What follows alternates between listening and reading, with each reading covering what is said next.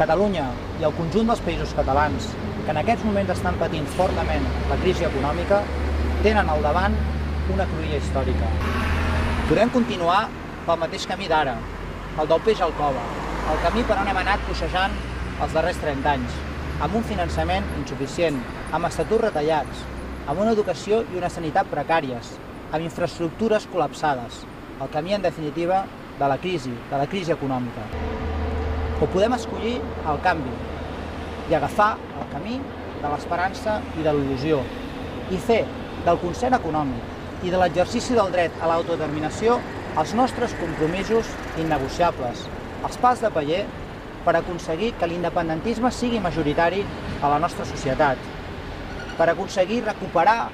la il·lusió, la credibilitat, el compromís amb el poble de Catalunya.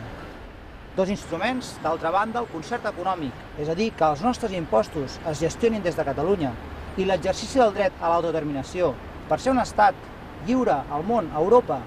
i poder fer les polítiques que més ens convenen sense que altres les decideixin, que són imprescindibles perquè totes les persones que avui volen treballar a Catalunya aconsegueixin una feina digna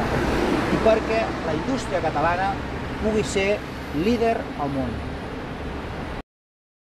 Catalunya ha estat i tornarà a ser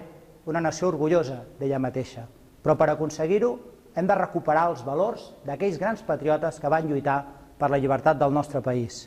De Pau Claris, de Moragues, de Basset, de Francesc Macià, els valors de la valentia, de la fermesa, de l'audàcia i la seva negativa, la seva persistent negativa a pactar la renúncia a la dignitat i als drets del nostre poble.